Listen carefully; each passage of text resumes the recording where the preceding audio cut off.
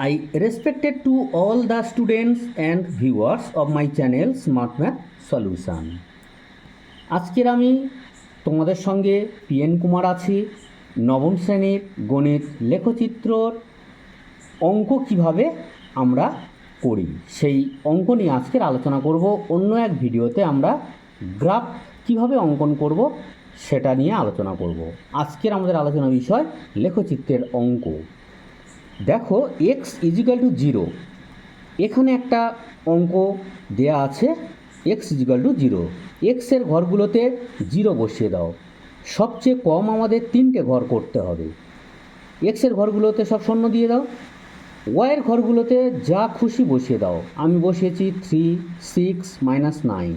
তোমরা অন্য কিছুও বসাতে পারো। এটা হয়ে গেল। দ্বিতীয় যে সমীকরণটি ছিল সেটা দেখো 2x plus 3y equal to 15। এই অঙ্কটা করতে গেলে আমাদের বাম দিকে ওয়াইয়ের মানটাকে রাখতে হবে। 3y equal to 15 minus 2x, plus 2xটা ডান দিকে চলে যাচ্ছে -2x, বা y equal to 15 minus 2x divided 3টা নিচে চলে আসলো। এখানে এক্স ওয়াই বসিয়ে 3টে ঘর কাটো, সবচেয়ে কম। এখানে প্রথমে দেখবে যে সংখ্যাটি আছে এক্স ছাড়া যদি ভাগ যায় তাহলে এক্সের মান 0 ধরে নেবে। তাহলে এখানে 15-র মধ্যে 3 ভাগ যাচ্ছে, তাহলে অটোমেটিক এক্সের মান 0 ধরো। 0 বসিয়ে দাও। 3, 5, 15, 5টা বসিয়ে দাও ওয়াইয়ের ঘরে।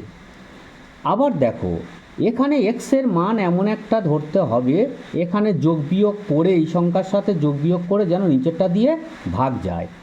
তাহলে এখানে 3 ধরা হয়েছে। 3 দুগুণে 6, 15 থেকে 6 বাদ দাও 9, 3 কবার যায় 3 বার, 3 3 9। আবার ধরো 6, 6 দুগুণে 12, 15 থেকে 12 বাদ দাও, কত হচ্ছে 3, 3 মধ্যে 1 বার যায়, 1 বসিয়ে দাও। এটা সিডি লেখো। আজকের এই পর্যন্ত, আগামীকাল আবার দেখা হবে। ততক্ষণের জন্য সবাই ভালো থেকো, সুস্থ থেকো, এবং ভিডিওটি ভালো লাগলে লাইক, কমেন্ট, শেয়ার করতে ভুলবে না।